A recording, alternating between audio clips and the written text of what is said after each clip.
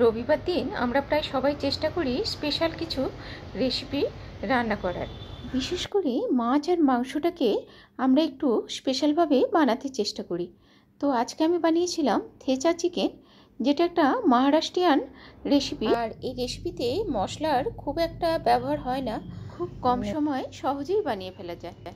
নমস্কার বন্ধুরা, সবাইকে জয়ের কথা চ্যানেলে স্বাগত জানাই। এখানে আমি 750 গ্রাম চিকেন নিয়েছি।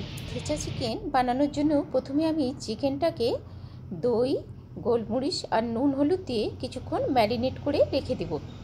সঙ্গে একটু লেবু আর 1 চামচ তেল ব্যবহার করে নিলাম।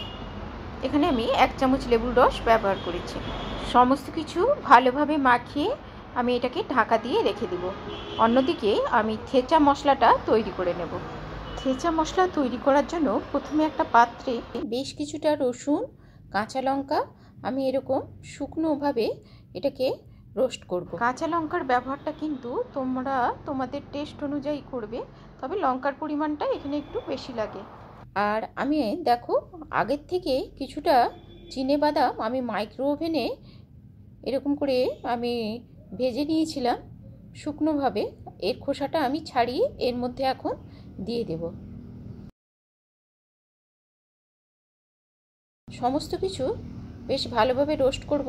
দেখো রসুনগুলো যখন একটু কালার চেঞ্জ হয়ে যাবে এবং কাঁচা লঙ্কাটাও দেখো কালার চেঞ্জ হয়ে গেছে, এই সময় আমি দেখো বেশ কিছুটা ধনেপাতা এর মধ্যে দিয়ে দিচ্ছি। 750 গ্রাম মাংসের জন্য এখানে প্রায় আমি 1 মুঠো ভর্তি করে ধনেপাতা দিয়ে দিলাম। আর ফ্লেভারের জন্য অল্প একটু কারি পাতা এর মধ্যে দিয়ে দিলাম।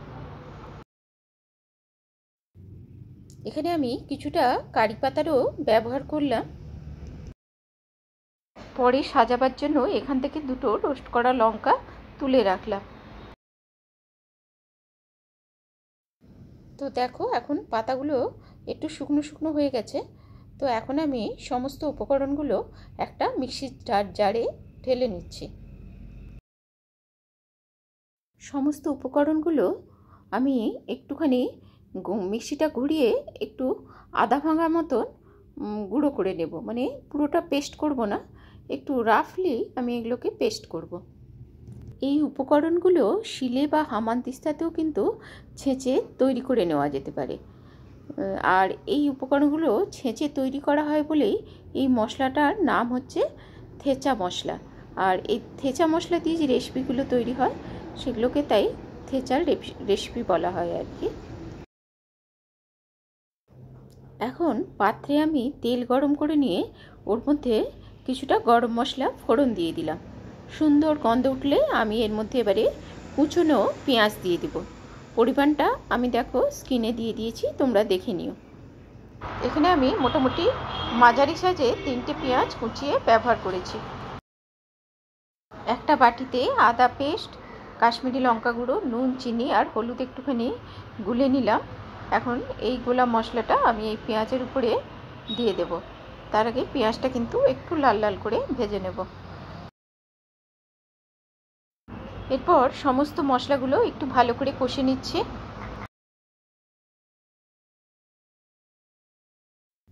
এরপর দিয়ে দিচ্ছি ম্যারিনেট করে রাখা চিকেনটা। চিকেনটা একটু নাড়াচাড়া করব। মশলার সঙ্গে মিশিয়ে কিছুক্ষণ নাড়াচাড়া করে আমি ঢাকা দিয়ে দিব, যাতে চিকেনের নিজস্ব জলেই এটা বেশ কিছুটা সিদ্ধ হয়ে যায়। চিকেনটা কিন্তু এখন প্রায় 50% সিদ্ধ হয়ে গেছে। তো এই সময় আমি থেচা মশলাটা ব্যবহার করব। এখন এর মধ্যে আমি ওই থেচা মশলাটা যে তৈরি করে রেখেছিলাম ওইটা এর মধ্যে দিয়ে দেব। এখন মিক্সিতে অল্প একটু জল ব্যবহার করে মিক্সিটা ধুয়ে এর মধ্যে দিয়ে দিলাম। এখন এই থেচা মশলাটা ভালোভাবে মাংসের মধ্যে মিশিয়ে আমি আবার একবার একটু ঢাকা দিয়ে দিলাম, যাতে মাংসটা বেশ ভালোভাবে সিদ্ধ হয়ে যায়। এখন আরও 2 চামচ মতন দইতে আমি স্বাদ মতন নুন আর চিনি মিশিয়ে এর উপরে দিয়ে দিলাম।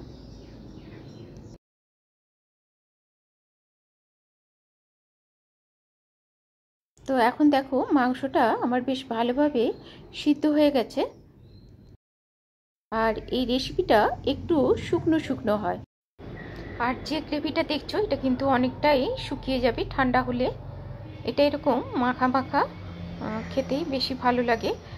রুটি, ভাত, পোলাও সবার সঙ্গেই কিন্তু এটা খাওয়া যায়।